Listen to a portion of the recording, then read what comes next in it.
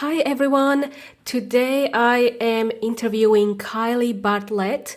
I have mentioned her on the previous episode and I am super excited that she was able to join me here at my home, and we were able to record this special episode on social media, and in particular what small businesses really need to know when it comes to social media and how to grow their business on social media. And we also talk about TikTok, which I have not yet joined, but it's super exciting. And if you've enjoyed this episode, please leave a 5-star review on Spotify or iTunes, and make sure you subscribe so that you get alerts when a new episode is released. All right, enjoy the show. Let's get to it.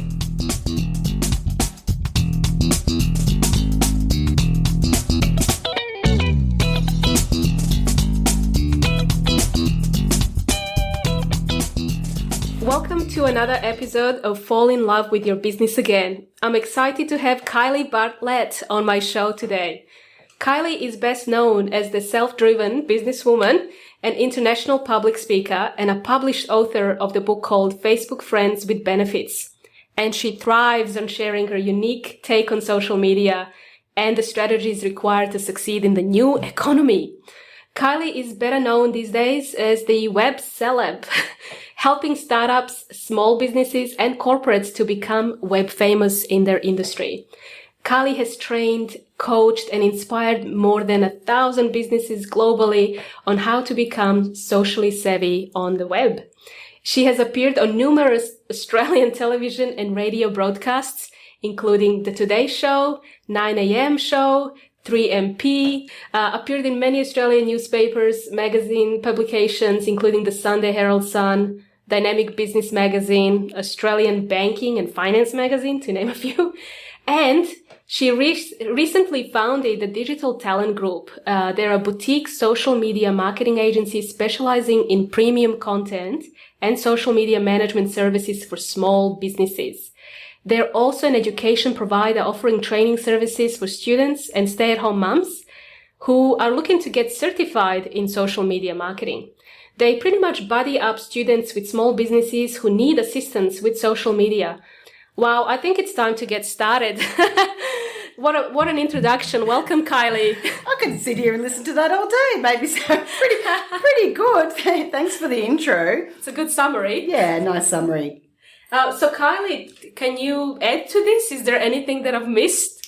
Wow, it was pretty long and I pretty much covered everything. Yes, these days my alter ego is known as the Web Celeb, and I've been in social, digital, tech, startup space for about 13 years, even before it was cool. I think Facebook was 2 years old when I started banging on about this was going to be the future, and have spent probably over a decade talking on this subject. And then, as you pointed out recently, started my agency, and then later in the year, my training company as well. So yeah, you've pinned it.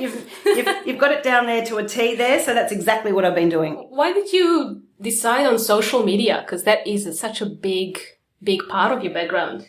Yeah, it's a really interesting question. So before this interview, we were talking about, well, I don't know if I should be admitting this because I'm going to probably be able to work out my age, but this is my 30th year in business. Wow. I started my first company at 22, so you can work out I'll be 52 this year. I'm clearly unemployable. I've been self-employed for 30 years. And what got me into social is that I had a registered training organisation. For those in Australia, it's a private version of a TAFE. And I started in that space in the 90s, and then could see a GFC coming towards the end of 2007 and thought, I think I need to get out before the GFC hit. So I put my business on the market in 2007, didn't think it would happen, sold it within 3 months, and found myself cashed up, but the CEO of nothing. I hadn't kind of worked out what I wanted to be when I grew up. Once I'd sold my company, someone said, why don't you just jump on social and maybe you could become a specialist in that space. I went, wow. Are you serious? Back then it was MySpace and Facebook, and I went, that's what kids do. Are you crazy? Don't you understand? I'm qualified in neuroscience and behavioral science, and I am not going to stoop so low as to jump on those stupid platforms. And once I got over myself, I actually joined the dots, and I realized very quickly that social was less about the technology and more about the psychology. And it was just an evolution of the way that we communicated. And the irony is that, I get a lot of business people say, what's these stupid emojis and why are we using emoticons in our communication? I'm like, well, tell that to the Egyptians that were putting them in the pyramids back thousands of years ago. And so once I got over myself and realized it was just an evolution of the way that we communicate, I went, this is going to be the next big thing. And so I guess from 2007 until now, I've spent the majority of my time and my career in building businesses around social media so that I could help businesses find their voice, amplify their brand, and find more customers. Wow. Now social media has changed so much since you've started. It really has, because it was quite a recreational thing that we did as a hobby. And of course, us business people can't help ourselves. We saw the business opportunity and we evolved the platforms. And I guess that's when Instagram and Snapchat and recently TikTok have come onto the market. But it has come a long way, rather than it just being a platform for communicating in your dormitory at uni, which is where Zuckerberg started Facebook. It's very much matured and now has become its own country, really. It's become its own unique organism that, look, it's changing governments, it's banning governments, it's banning Trump. So it's a pretty powerful platform to be on. Yeah. And now it's coming up with new social media channels. I don't even have TikTok on my phone, but I get clients telling me that they're getting leads from TikTok.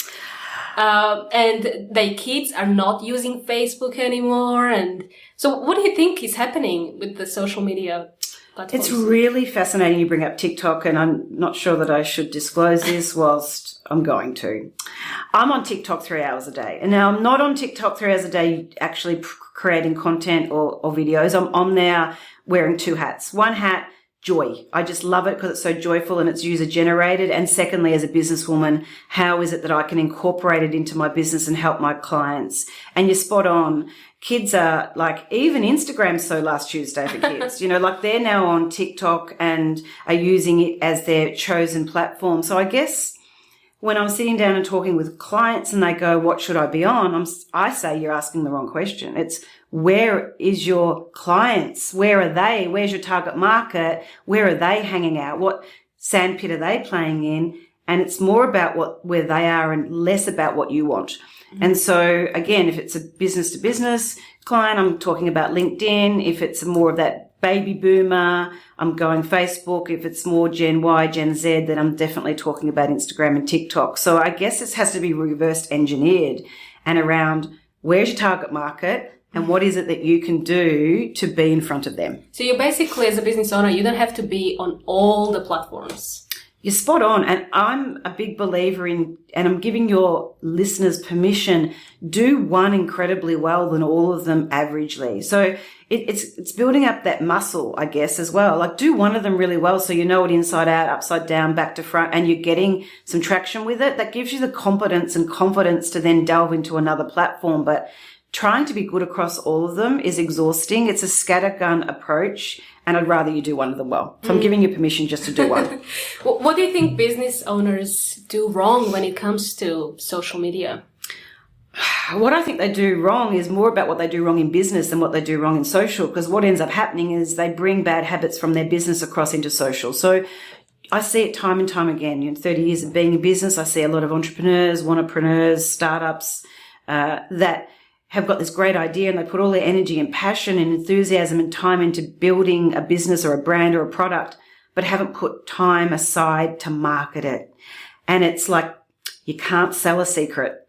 If people don't know if they don't know it exists, then how can they buy it from you? And so my advice is, sure, build out a product, build out a business, build out a service, but allocate some funds towards letting people know it exists. You could be writing the best song in the world that could be a #1 bestseller. But if you're only singing to yourself in the shower, then it's tormenting and excruciating because you haven't got the funds put aside to actually then market your business. And social media, whilst used to be a very free, organic platform, it's now a pay to play. If you want to grow your business on social, you need to have a budget to be able to do some advertising. So advertising and organic, so paid, organic. Very big difference. So I still believe that organic has a place, but it has a place in new platforms. Like I think you can still get great cut through and traction and amplification through organic on TikTok and Instagram Reels and Facebook Reels, because they're new, functions within those platforms. But when you're wanting to put something in the news feed, you need to throw an ad behind it, or else it's just going to get caught up. No one's going to see it and the algorithms won't pick it up. It really is. It's like you want to advertise on a billboard, you have to pay for it. You want to advertise in the paper, you've got to pay for it. And so those platforms now are like you want access to the millions and billions of users on Facebook and Instagram. Well, you're going to pay to get access to them. But I still believe that organic has a place. So I'm a big believer in a phased approach. Dip your toe in, do organic really well, build some consistency, some momentum, get your presence up, show there's life on Mars, that you've got some consistency on your news feeds, and then go into a paid advertised campaign.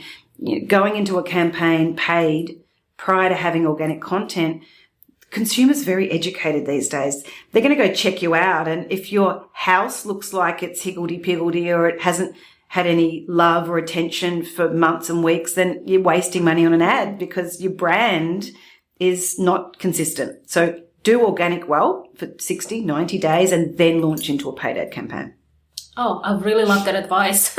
I might take that. Yeah. We only do organic here, and I'm about to start paid, and it's really good advice. Yeah, and it's just like what I'd like you to think about is that social in and of itself is not the be all and end all. It is a part of a big ecosystem. And I guess the example I could give you is that the role of social is to just think of it like a bar. You're at a bar and you're talking to someone, and then you buy them a drink and you're getting along well, and then you want to invite them home for a nightcap to your house.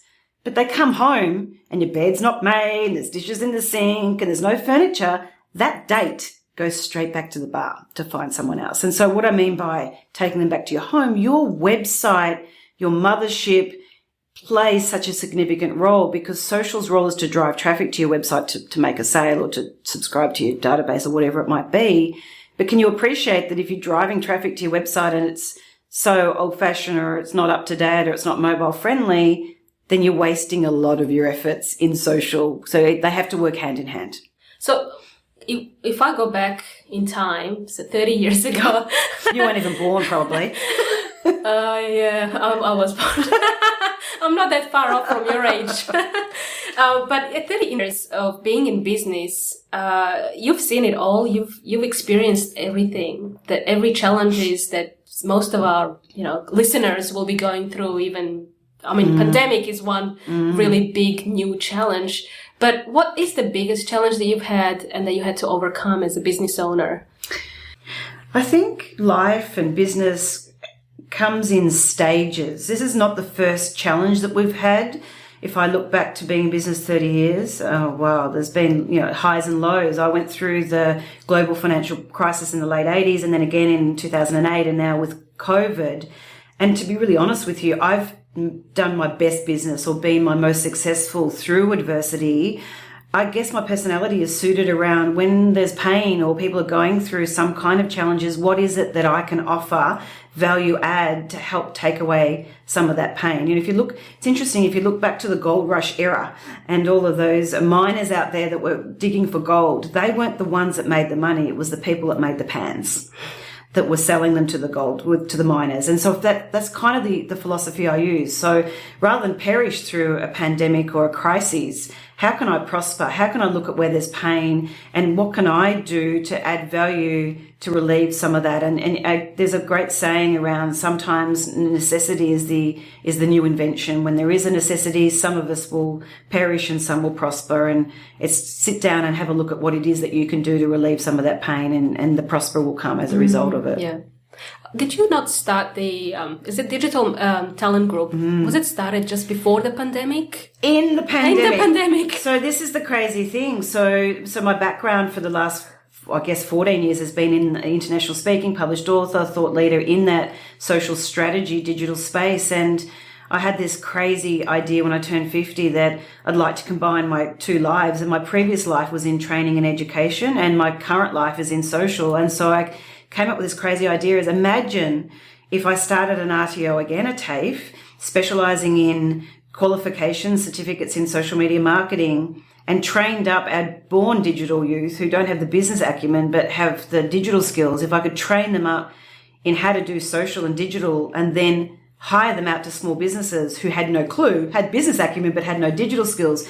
So it was this great dream of an ecosystem of combining digital youth, digital natives with digital immigrants to create this business model. So here we are, it's 2020. I'm on stage in Sydney, February 2020, looking to raise 1.5 million in capital to launch this social enterprise around helping the unemployed youth. And then bang, literally the week later, COVID hit. So all investors did a runner. They didn't know what was going to happen with their spare cash. And so what ended up happening though is that these businesses that I was dragging into social saying you've got to do it, all of a sudden said our business doors, our brick and mortar doors are closed.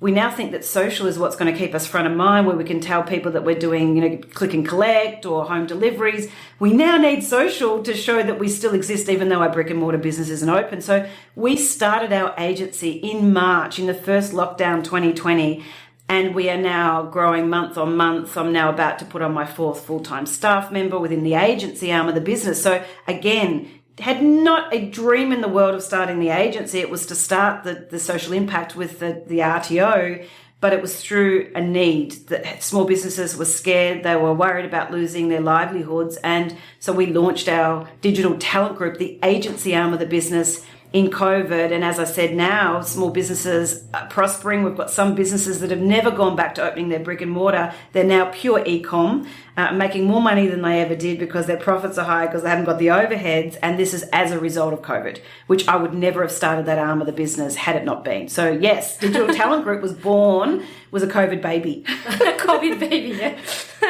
So you can start an empire. You absolutely can. And I like the word empire. We now have a business that has no geographical boundaries. We've got clients in New Zealand. We've got clients in America that we don't have to physically be somewhere. We can be offering our digital social media management services to anyone in the world. And our team are not all necessarily physically based in Melbourne. They also can be global. So yeah, it shows that you can do anything. So many opportunities. And massive opportunities, yeah. And I love the idea that you guys are helping the young generation with these skills and helping business owners. How did you come up with that idea? Well, I guess myself, and I'm not sure you even know this. I don't know that I've even shared this with you. I was a homeless teenager at 18, and it was through doing a lot of personal development and professional development that I understood that so if it's going to be, it's up to me, and that my mind was the only thing getting in my way. And so once I unleashed my entrepreneurism, I then have always had a burning desire to help the kids that I wish I found me when I was that age. And so I guess when I turned 50, kind of quarter of the way through my life, I'm hoping there's going to be some kind of artificial intelligence that's going to keep me alive till I'm 200. And so in my 50th, I went, what legacy do I want to leave? And the legacy I want to leave is that the digital youth, they have incredible talents. They just are misunderstood. They're born digital. They want to be inspired. They want to work in a digital space. But imagine if I could team them up with business people that don't have the digital skills, that they could share both of their talents and collectively together could help their own individual needs, but also the whole economy will prosper as a result of marrying the two partners up. It's a big vision. It's a massive vision, and I think it's doable. I just think that I want to be the facilitator, the conduit that brings business people and our digital youth together, and they share their both unique qualities, and when combined, synergy happens, and then everyone prospers as a result of it. Yeah. And I guess also, if I could just finish on, I'm very passionate about it, is that there's no discrimination then. We call them digital tradies, not blue collar, not white collar, but digital no collar. We don't care what people look like, their denomination, their sexual preference. And that whole bias is taken away when you work digitally, because people don't need to see you and judge you. All they can do is see the outcome of it, and that is your talent, rather than on your appearance or what sex you might be, or your denomination or colour, or where you come from, or you're male or female. And that to me is powerful when you take away that discrimination as well. Wow, that's really big. Yeah, it's huge. So with the type of clients that you guys help with, who do you work with typically? It's typically, we call it the butcher, the baker, the candlestick maker. So it's the brick and mortar businesses. Predominantly at the moment, we've got a lot of business to consumer. So a lot in the beauty, in the retail, in the hospitality tourism, but we also work with a lot of business to business. We're doing a lot of work in real estate with companies that have got real estate products. We're working with builders, commercial joinery companies. So anyone that is looking to build their thought leadership, build their business, amplify their product offering, but it is predominantly small business. We're too nimble and too hustlers to work with corporate. So we're better off in that small to medium enterprise where that business owner wants to play a proactive role in their social media strategy, but big enough to have the budget to realize that they need to outsource it. So that's really the retailer, the hospitality, the travel, tourism, e-com. Yeah. That they're getting the best results in social. Oh wow, e-commerce businesses that are, again, it's booming, isn't it? The pandemic. Absolutely, it's booming, and it's also extending the shelf life of a lot of our retail clients who now have both. You can walk into their store and buy products, but you can also then have the opportunity to buy it online. So it's those businesses that are looking to have a diverse product offering where you don't have to go and see them anymore. You can buy online, and they know they need social to be able to then amplify that e-com offering. And we've seen it also from our end with beauticians, for example, when pandemic happened. Your doors are closed, you have nothing, you can't really do things that you normally do, you can't get an income, and a lot of them are going online. So we've helped a lot of them online. And have stayed online. Like I watched a lot, I mean, we both work a lot with the beauty industry, and I watched a lot, really, they did, again, using the word pivot. I saw some beauty salons that were doing do-it-yourself, how to take your acrylic nails off, or do-it-yourself eyebrows or eyelashes, or home tanning rather than going in and getting a tan. And the irony is now their salons are open, those clients are still doing it yourself at home. So it's given them another revenue stream that they didn't have prior to the pandemic. Who do you think in this industry, or maybe beauty industry or any industry, who do you think is doing really well with their social media? As in a business or a niche? A business. There's, I've got to thank TikTok for it. What I love about TikTok, for me, it is so joyful, and it's user generated, and it's curated by the community, not curated by the big corporates. And I'm seeing so many startups that are using TikTok to share the journey. And for those of you not on TikTok, just go check it out purely from a market research. And I now follow a lot of startups, and they share the journey of them working literally in their bedroom, to their garage, to getting a warehouse. And I feel like I've been a part of that brand's journey. So there's a skincare product that I think they're based on the Sunshine Coast called Tribe Skincare. I've watched them start from literally half a dozen followers on TikTok to tens of thousands, and now they're e-commerce business. They're employing people. They've got a commercial premises now. So for me, it's those young kids that are doing incredibly well using TikTok to build t-shirt businesses, or so if you're looking for opportunities of how to grow a business, I believe that TikTok at the moment is the way to go. If you don't even want to jump on it, just go there to see what the young ones are doing and how they're using that platform to literally start a business in their bedroom. What about Clubhouse? That's a new... Interesting. I have had that many invitations to go onto Clubhouse, and I guess the conversation that we had a bit earlier was I'd rather do something well than do all of them averagely. Yes, I think Clubhouse has got merit because it's audio, social media. Again, but it's horses for courses. It's like if your target market aren't on Clubhouse, then why would you go to that club? I'm going to clubs where my target market are and where my clients' target markets are, so I can then advise them with confidence because I'm researching where their target market is, so I can look at them and go, this is where the platform that you need to be on. So got a lot of people playing on Clubhouse, not sure how much work they're getting done or how much money they're making in their own businesses, but I'll let other people go and explore Clubhouse. For me, it's not where my attention is at the moment. What advice do you have for people who are hesitant to be on social media? Yeah, this is the question. I get a lot in the beauty industry. I get a lot of clients going, oh, I don't want to go on social. I'm a plastic surgeon. Get out of the way of a woman who doesn't like her nose job or her boob job or her fillers or her Botox. And here's my answer to that. They're on there anyway. So if you're not on there to answer that negative testimonial or negative review, you can't contain that bushfire. because you're not in there knowing that the conversation's happening. So they're having it anyway. So wouldn't you rather be in there and be able to proactively respond, but also then have all the hundreds of people who love what you do, give a good testimonial? You not being on there does not stop them from saying negative things. They're just going to say it on their own Facebook or their own Instagram, and you're not a part of that conversation. It's like, here's what I say. People will say to me, what's the return on investment for having social? And I'm like, what's your return on investment having a mobile phone? Do you ask Telstra, Optus, Vodafone, before you get a data plan or before you buy a mobile number, what's the return? You don't ask it, but I ask the question of how long would you stay in business without a mobile and without an email? And so I'm telling you now that that's going to be the same thing. How long will you stay in business without having social? Because again, it's just an evolution of the way that we communicate. Yeah. So hesitant, you can take your time getting on there, but the tsunami is breaking, and it's going to take a lot more effort and money to grab eyeballs the longer you leave it. I think so. I've always had this love-hate relationship with social media. I really like social media for business, but for personal life, it just robs you from your precious time. Yeah. And that's why I have this hate. And every time I'm on my phone, you can guarantee that I'm either checking my Facebook, scrolling down the news feed. Yeah. And these days, I often see ads. Yes. And groups featuring more often on Facebook because I'm, that old. Because I am on Instagram, but I think that's going to also change. TikTok's going to overtake that.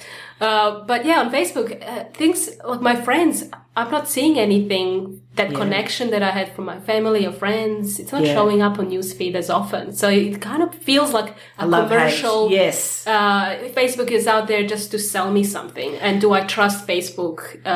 And I don't know if maybe I'm losing trust in Facebook and those type of platforms. But that's my The algorithms have just been upgraded in Facebook to combat that very love-hate relationship you're having, where in the future, it hasn't rolled out in Australia, you'll be able to set up your Facebook newsfeed of what you want to see. So you'll be able to say, I want to see family and friends, or these are the brands I want to show up. I want to see less of that. I mean, you can put ad blockers on so you don't see any ads on Facebook as well. So it's going to be a lot more tailored to what you want to see as opposed to those that are paying the big bucks for the ads. So it is changing, because I think Facebook is also a bit worried about the eyeballs going to platforms like TikTok. And eventually TikTok, no doubt, will go down that path. But yeah, at the end of the day, these platforms are only as good as the community. And I think now the power's got to be put back into the community, or we'll just see it no different than to seeing ads. Recently did Apple, have an update on their phones where they blocked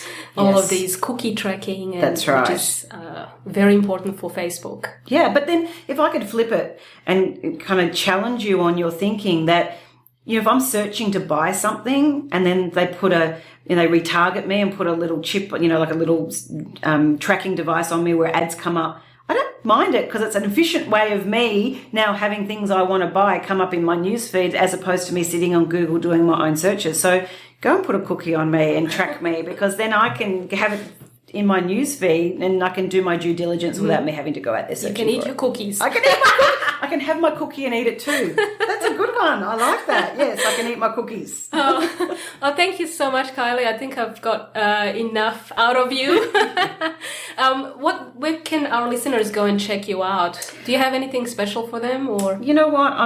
Got no steak knives up my sleeve, but if you're looking for some advice or some assistance or just some clues around how to jump into social, by all means, go across to digitaltalentgroup.com.au and hit me up for a free chat on the phone, or you can follow my alter ego brand, which is the Web Celeb, which is all over socials. But yeah, more in my agency is the digitaltalentgroup.com.au. And we do have listeners all over the world. So you mentioned that you help global. Yeah, absolutely. Yeah, we've just broken into the US, and so that we're really excited about that, because they're a big market for us. And again, we were able to prove that we don't need to physically be in a location to be able to deliver a service. Yeah, that's true. Thank you so much, Kylie. My pleasure. Looking forward to staying connected and getting you over onto TikTok. That's going to be my challenge for you. Yes, thank you.